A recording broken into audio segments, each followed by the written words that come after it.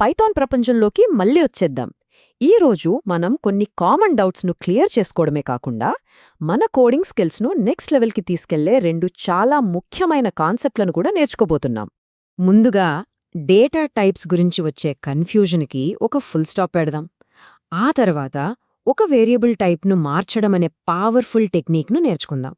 అక్కడ్నుంచి మన కోడ్ను క్లియర్గా అర్థమయ్యేలా చేయడానికి కామెంట్స్ ఎందుకంత ముఖ్యమో చూద్దాం. ఇక చివరగా ఎలాంటి ఇన్స్టలేషన్ లేకుండా ఎక్కడైనా సరే కోడింగ్ ప్రాక్టీస్ చేయడానికి ఒక అద్భుతమైన టూల్ను పరిచయం చేస్తాను. కొత్తగా నేర్చుకునే వాళ్లకు ఇది చాలా కామన్ డౌట్. మనం క్లాస్లో నేర్చుకున్న కొన్నింటికి గూగుల్లో వెతికితే కనిపించే పెద్ద లిస్ట్కి మధ్య చాలా తేడా ఉంటుంది. అసలేంటి సంగతి? ఆ కన్ఫ్యూషన్ను ఇప్పుడు క్లియర్ చేద్దాం. విషయమేంటంటే, మీరు గూగుల్లో చూసే చాలా పదాలు అసలు బేసిక్ డేటా టైప్స్ కాదనమాట. ఈ స్లైడ్ చూస్తే మీకు క్లియర్గా అర్థమవుతుంది. ఉదాహరణకి డేట్ టైమ్ అనేదొక మాడ్యూల్, అంటే అదొక స్పెషల్ టూల్ బాక్స్ లాంటిది డేట్స్తో పనిచేయడానికి. ఇవన్నీ బేసిక్స్ మీద బిల్డ్ అయిన అడ్వాన్స్డ్ కాన్సెప్ట్స్. సో అస్సలు టెన్షన్ పడాల్సిన అవసరం లేదు.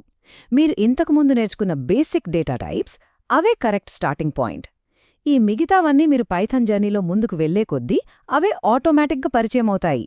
సరే, డేటా టైప్స్ గురించి క్లారిటీ వచ్చేసింది కదా. ఇప్పుడు వాటితో అసలు ఏం చెయ్యొచ్చో చూద్దాం. అవును, వాటిని మనకు కావలసినట్టుగా మార్చేయొచ్చు. ఈ ప్రాసెస్నే మనం టైప్ కాస్టింగ్ అంటాం. ఇది ప్రోగ్రామింగ్లో ఓ మ్యాజిక్ ట్రిక్ లాంటిదన్నమాట. దీని ద్వారా మనం డేటాను మన అవసరానికి తగ్గట్టుగా మార్చుకోవచ్చు. ఇది మనకు చాలా ఫ్లెక్సిబిలిటీ ఇస్తుంది. ఓకే, ఈ మార్పు రెండు రకాలుగా జరుగుతుంది.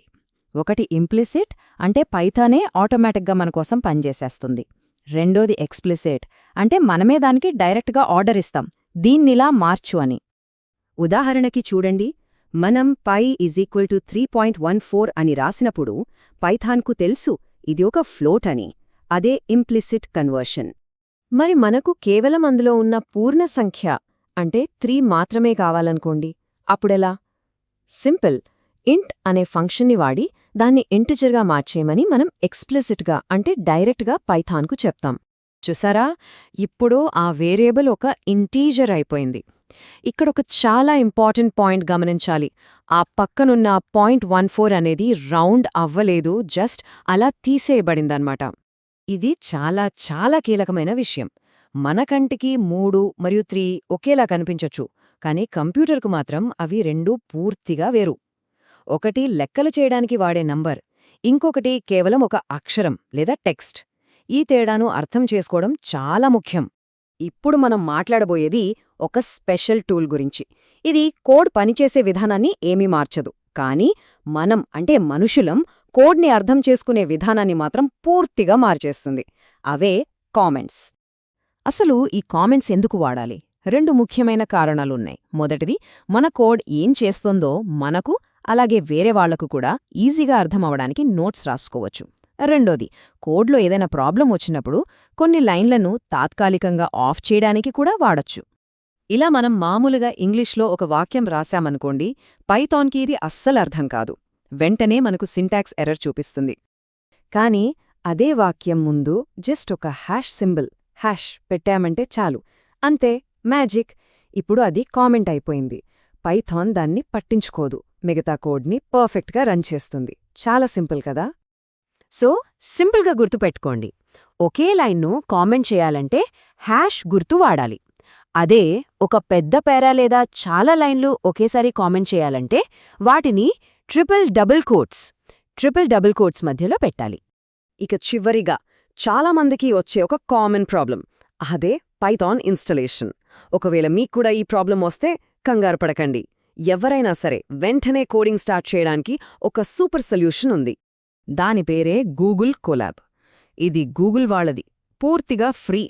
దీని స్పెషాలిటీ ఏంటంటే మీ బ్రౌజర్లోనే పైథాన్ కోడ్ రాసి రన్ చేసేయచ్చు.